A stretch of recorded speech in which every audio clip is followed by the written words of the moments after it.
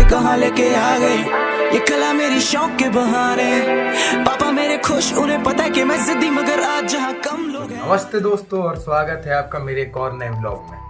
Blog क्या है, थोड़ी वीडियो ये वाली अच्छी होने वाली है क्योंकि बहुत सारे जो नए बंदे हैं या बिगनर्स हैं जो मेरे जान पहचान में भी हैं, 2-4 का कमेंट आ रहा था मेरे पास। भाई जो हम लोग मतलब नए नए भी ज्वाइन किया है, जिनको 1 महीना या कुछ टाइम हुआ है, बस जिन जाते जाते 1-1.5 हफ्ता हुआ है, वो कौन सा वर्कआउट स्प्लिट फॉलो करे, क्या करे। उनके लिए मैं पहली बात तो ये बताना चाहूँगा कि आपके लिए सबसे बेस्ट होता है फुल बॉडी वर्कआउट। आप अगर फुल देखो, एक मसल को अगर आप Monday, Tuesday, Wednesday, Thursday, Friday, Saturday ऐसे कर करके एक मसल को ट्रेन कर लो, जैसे आप ब्रो स्प्लिट कहते हो। तो मंडे को चेस्ट, फिर बैक, नॉर्मल यही बंदे करते हैं। ट्यूसडे को बैक, फिर शोल्डर, फिर अगले दिन बाइसेप, फिर अगले दिन ट्राइसेप, ऐसे करके फिर अगले दिन लेग्स करते हैं। तो अगर आप ऐसे करके ट्रेन करो ब्रो स्प्लिट, तो फ्रीक्वेंसी बहुत कम है, फ्रीक्वेंसी कम है आपकी, और मसल ग्रोथ तब ज़्यादा होती है जब फ्रीक्वेंसी ज़्यादा हो करने की। तो जैसे पुश पुल लेग करते हैं हम लोग, पुश पुल लेग करते हैं। पुश पुल लेग में क्या, पुश में सारी पुशिंग मूवमेंट, जैसे पुश में आपका आ गया शोल्डर प्रेस, ऐसे करके आप शोल्डर प्रेस करते हो, प्रेस कर दो। उसके बाद आपका आप क्या बेंच प्रेस लगा रहे हो, प्रेस कर रहे हो आप ऐसे करके, बेंच प्रेस आ गया। उसके बाद आपका इसमें ट्राइसेप भी आ गया, ट्राइसेप पुश डाउन पुश लगाते हैं तो ट्राइसेप के लिए भी पुश आ गया इसमें। और पुल हो गई, पुल में बैक आ जाती है, जैसे पुल कर रहे हैं हम लोग बैक के लिए, पुल किया हमने। बाइसेप आ गया पुल में यूँ करके, ये फोर आर्म हो गया आपका पुल में। उसके बाद लेग्स में लेग्स, हैमस्ट्रिंग, क्वाड्स, सब कुछ, काफ, सब कुछ। तो ये सही है। जब आप मंडे को पुश, फिर पुल, ट्यूसडे को, फिर वेडनेसडे को लेग्स, फिर आप रिपीट कर सकते हो। फिर वेडनेसडे के बाद थर्सडे को पुश, फिर पुल, फिर लेग।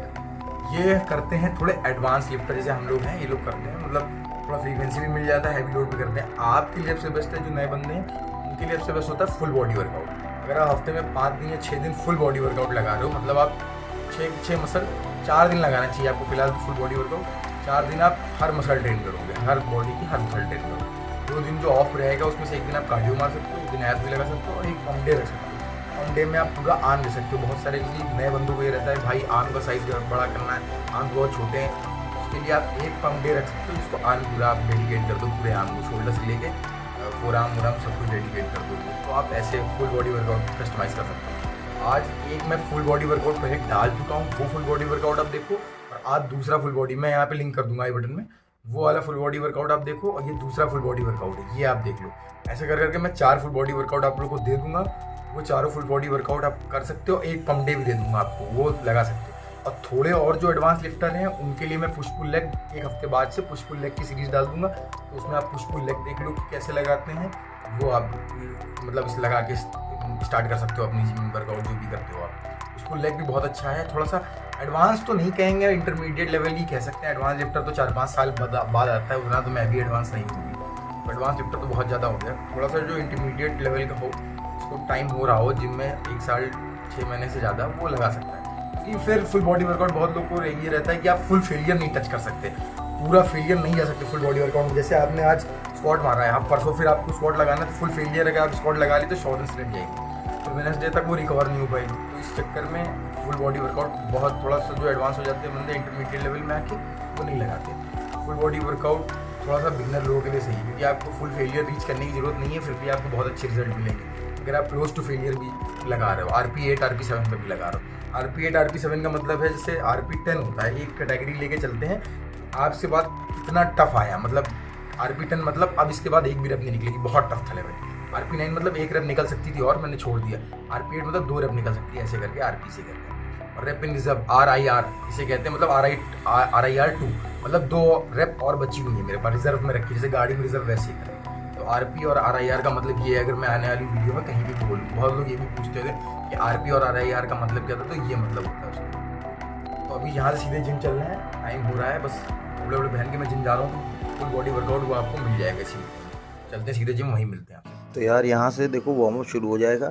स्टार्टिंग में मैंने वार्म अप में थोड़े से लंगेस किए थे, इसे लंगेस कहते हैं, लंगेस थोड़े से किए स्टार्टिंग में, और अपनी जो लेग है उसके बाद दोनों पैर से लंगेस करने के बाद 3-3 4-4 रेपिटेशन करने के बाद लेग को मैंने थोड़ा स्ट्रेच किया सा, हल्का सा डायनेमिक स्ट्रेचिंग की थी, स्टैटिक नहीं डायनेमिक स्ट्रेचिंग की थी, और थोड़ा थोड़ा रोटेट किया सा, थोड़ा ऐसे हिला लिया था लेग को आगे पीछे करके, इससे थोड़ा थोड़ा वार्म अप हो जाता है। और 1-2 सेट मैंने उसके लगा लिए थे लेग एक्सटेंशन के स्टार्टिंग में, तो उससे अच्छा खासा वार्म अप हो जाता है। ये वाला वार्म अप करने के बाद आप रोलर भी लगा सकते हो, हालांकि मैंने लगाया नहीं था क्योंकि मैं थोड़ा बहुत इजी वर्कआउट करने वाला था, लाइट वेट से वर्कआउट करने वाला था। वरना मैं वार्म अप के टाइम पे ही रोलर भी लगा लेता हूँ। रोलर अगर आप लगा लोगे तो वो भी सही रहेगा। थोड़े फिर स्क्वाट मारे मैंने ऐसे नॉर्मल वाले। उसके बाद मैं स्क्वाट का वार्म अप शुरू करता हूँ, क्योंकि पहली एक्सरसाइज स्क्वाट रहेगी हमारी, बैक स्क्वाट। तो बैक स्क्वाट में जो आपका वेट हो उस वेट से कम 30 या 20% पे वार्म, पहले आप रॉड से वार्म अप करेंगे, उसके बाद 20 या 30% पे वार्म अप करेंगे। तो यहाँ पे 20 किलो की वेट लगे हैं, 40 किलो और 20 किलो की रॉड है, तो 60 किलो से 3-4 रेप लिए मैंने वार्म अप के।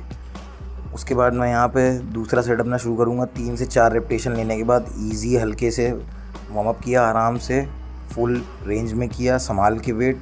उसके बाद दूसरा वार्म अप सेट शुरू करूँगा। 15 किलो का वेट बढ़ा दिया मैंने दोनों साइड, 30 किलो का जंप लिया है। आप अपने वेट के अकॉर्डिंग ले सकते हो। मैं 130 किलो 40 की स्क्वाट करूँगा, तो इस हिसाब से मैंने वेट बढ़ाया था। अब अपने हिसाब से वेट बढ़ा सकते हो। इसके भी मैंने फिर 30 kg दोनों साइड मिला के बढ़ाया। उसके बाद इसके भी 2-3 रेप लिए। इसके बाद ये वेट भी मैंने रख दिया वापस। तो अब यहाँ से मेरा मेन सेट शुरू होता है। ये मैंने मेन सेट लिया है अपना स्क्वाट का। इसमें अराउंड 105 kg है, 105 kg का मैंने मेन सेट लिया है। अब इस मेन सेट में आप 5 से 6 रेपिटेशन ले सकते हो। हैवी लोड पे लेना है थोड़ा सा। मैं 6 रेपिटेशन ले रहा हूँ, क्योंकि मैंने अभी 2 दिन पहले ही लेग ट्रेन किया, बहुत हार्ड ट्रेन किया था, तो मेरे लिए ये आज भी बहुत हैवी वेट हुआ। उस हिसाब से मैंने इसके 5 रेप लिए हैं। पैरेलल जाके लिया है, डाउन नहीं बैठ पा रहा था ज़्यादा। अगर आप कोशिश करो डाउन लेने की, डीप स्क्वाट जिसे कहते हैं, जैसे मैंने वार्म अप में स्क्वाट लिए हैं, तो वो वाली स्क्वाट ज़्यादा अच्छी है स्क्वाट को बढ़ाने के लिए। तो 5 रेप लिए हैं शायद मैंने यहाँ पे। 5 रेप के बाद वेट रख दिया है। उसके बाद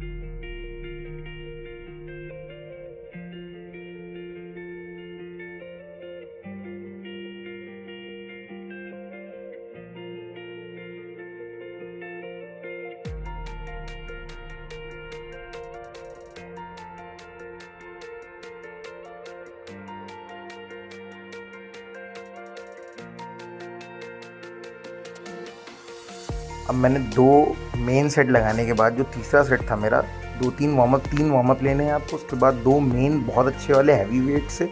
लास्ट जो ये तीसरा सेट है मेरा, मेन सेट ही कह सकते हो, पर इस सेट में मैंने क्या किया है कि वेट अपना कम रखा है। 95 kg 10 किलोज कम कर दिया है। थोड़ा सा फटीक ज़्यादा महसूस हो रहा था, और आपको भी यही करना है। थोड़ा सा 10-20% वेट कम करके इस पर रेप्स निकालने हैं। मैंने इस पर रेप्स ज़्यादा नहीं निकाले, 5-6 ही रेप आए मेरे, क्योंकि मैं आपको दिखाने के लिए मार रहा था कि आपको ऐसे करना है इसको। मतलब तीसरा सेट आपको जो करना है फुल रेंज में लगाना है, कम से कम 10 से 12 रेप के लिए जाना है। ये सेट आपके लिए बहुत फ़ायदेमंद यूज़ होगा अगर आप कोई प्लेटो वेट करके बैठे हो या आपका बन नहीं पा रहा है कुछ। तो अगर आप इसको यूज़ करते हो तो इस सेट से आपको बहुत मदद मिलने वाली है। यही सेट आपकी स्ट्रेंथ बढ़ा सकता है, क्योंकि आप पहले अपनी मसल को फटीक कर चुके हो। अब ये पंप और स्ट्रेंथ बढ़ाने में बहुत मदद करेगा ये वाला सेट। तो रेपिटेशन इसमें ज़्यादा रखनी है, मैंने थोड़ी रेपिटेशन इसमें कम रखी है। अब उसके बाद यहाँ से अपना दूसरी एक्सरसाइज रहेगी बेंच प्रेस। बेंच प्रेस में भी आपको पहले वार्म अप लेना है। 2 से 3 सेट आपके वार्म अप सेट रहेंगे। 20% लोड, फिर 30%, फिर 40-50 ऐसे परसेंट लोड कर करके जो आपका मेन सेट होगा उसका 20-30% लोड कर करके आपको वार्म सेट लेने हैं। 4 से 5 रेप लेने हैं। कोई ज़रूरी नहीं 4 ही रेप लेने, कोई ज़रूरी नहीं 5 रेप लेने। जब आपको फील हो जाए, मसल फील होने लगी, और ऐसे ही बहुत स्लो रेंज में नीचे लाना है और थोड़ा तेज़ पुश करना है ऊपर के लिए। इसी हिसाब से लगाना है आपको।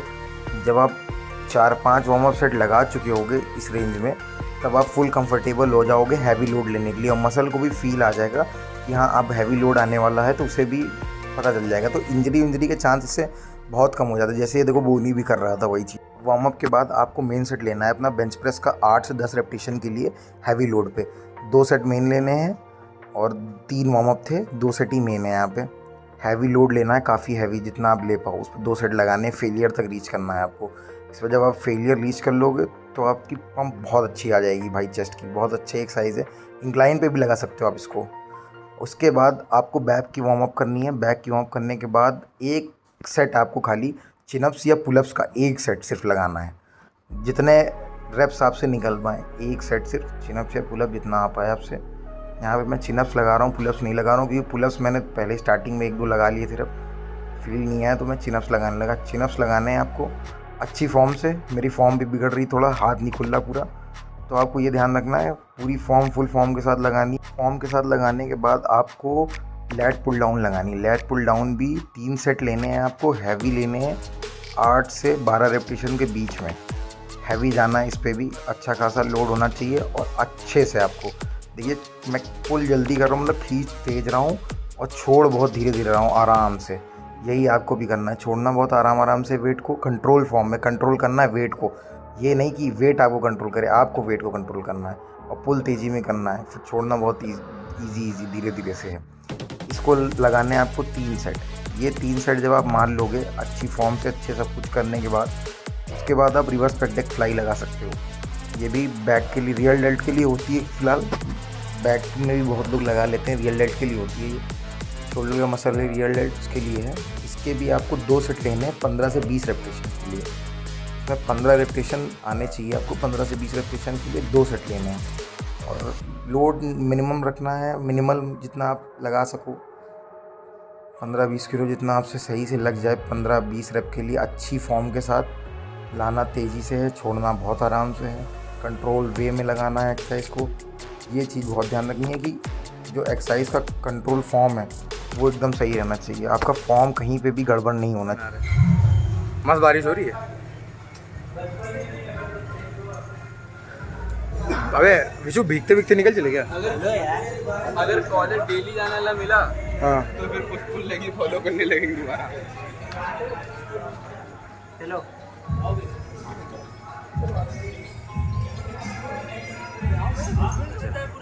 हाँ आया था, उन्हें रुका है ना फिर। कल तो भरत जा, कोई दिक्कत नहीं है, हमको तो पेपर देने जाना, कार से जाएंगे।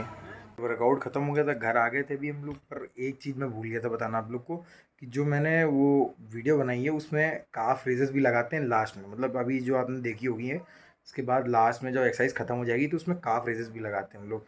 काफ रेजेस ऐसे खड़े होकर नहीं लगाते थे, जो टांगों से यूँ उठते थे, वो लगाते थे काफ रेजेस। तो काफ रेजेस लगाना मैं भूल गया, मतलब लगाया तो मैंने पर वीडियो बनाना मैं भूल गया, क्योंकि एक सेट लगाया मैंने खाली। अब उसमें ध्यान नहीं रहा मुझे, हल्का फुल्का बातें करते रहे, ये वो होता रहा, उसके चक्कर में लगा के निकल आए। बारिश होने लगी तो कुछ ध्यान ही नहीं गया, वहाँ पे घर आए तो अभी वीडियो एडिट करने बैठे हैं तो वहाँ पे याद आया ये काफ रेजेस लगाना भूल गए। तो वही बता रहा हूँ आप लोगों की, काफ रेजेस भी आप उसमें लगा लेना। और बाकी जो वर्कआउट मैंने दिया है, एक पहले दिन वाला होगा, जो ये दूसरा वर्कआउट है वो पहले दिन वाला था, अभी तीसरे और चौथे दिन वाला आप लोग को देना बाकी, वो भी दे देंगे आप लोग को। शायद सैटरडे को जिम बंद है, मैं चौथे दिन वाली भी दे देते। अब थर्सडे हो ही गई है, कल फ्राइडे है, कल वाली दे देंगे, चौथे दिन वाली फिर आपको मंडे को दे देंगे। बाकी 2-3 दिन की आपको मिली गई है, तो आप ये लगाओ इस हिसाब से, फुल डे बॉडी वर्कआउट। अभी चलते हैं, खाना खाते हैं, फिर चल के चुपचाप सो जाएंगे। छोटी वीडियो थी, ज़्यादा बड़ी थी नहीं, और आप समझ जाओगे इसमें क्या था। वो वॉइस ओवर करके मैंने बता भी दिया आप लोगों को क्या पे कैसे करना है, कौन सी चीज़ें आप नहीं गड़बड़ करनी है, कितने सेट सब बता दिया है। और सेट का खासकर आप ध्यान रखना कि सेट आप लोग को जिस हिसाब से मतलब बताए हैं उसी हिसाब से आप लोग को लेने, ज़्यादा बढ़ाना है, छोटे करने की कोशिश मत करना। स्टार्टिंग में आपको लो फील होगा, मतलब हो सकता है कि आपको फील ही ना आए अच्छे से। जैसे आप एक दिन में एक एक्सरसाइज लगा रहे हो, तो आपने चेस्ट में 10-5 एक्सरसाइज लगा ली हैं, आपका चेस्ट एकदम फट गया, 6-7 दिन दर्द होगा, तो वो दर्द नहीं आएगी आपको वर्कआउट के बाद। अगले दिन आप उतनी दर्द फील नहीं करोगे, क्योंकि भाई हमें लगाना है 4-5 दिन ये सेम चीज़, चेस्ट लगानी है। जब आप फ्रीक्वेंसी बढ़ाते हो तो वॉल्यूम कम हो जाएगी, और जब आप वॉल्यूम बढ़ाओगे तो फ्रीक्वेंसी कम हो जाएगी, सीधी सी बात ये है। फ्रीक्वेंसी बढ़ाने का मतलब जब एक्सरसाइज हम लोग ज़्यादा बार लगाएंगे हफ्ते में, तो वॉल्यूम कम हो जाएगी, मतलब एक्सरसाइज के सेट और एक्सरसाइज कम लगाएंगे थोड़ी मसल की। और जब आप फ्रीक्वेंसी घटाओगे, मतलब कम दिन, एक दिन लगाएं जैसे हफ्ते में, तो वॉल्यूम बढ़ा देंगे, 4-5 एक्सरसाइज सेट बढ़ा देंगे, 3 से 4 सेट ऐसे करके। तो अभी खाना खाते हैं चल के, शायद आलू के पराठे बने, आलू के पराठे उड़ाएंगे, रात में ही बनाया है। मैं सोया चावल खा चुका था, सुबह ही खा लिया था मैंने, तो रात में आलू के पराठे बने, वो खाएंगे मस्त अपना आराम से। उसके बाद सीधे आप लोग से अगली वीडियो में मिलते हैं। देखो आलू का पराठा है भाई, ये मस्त तेल लगा हुआ, बेहतरीन तेल भीगा हुआ, और ये चटनी है, इसको खाएंगे रात में आज। ये है अपना workout, post workout mean bro, इससे भी मिल लो। मस्त है भाई ये।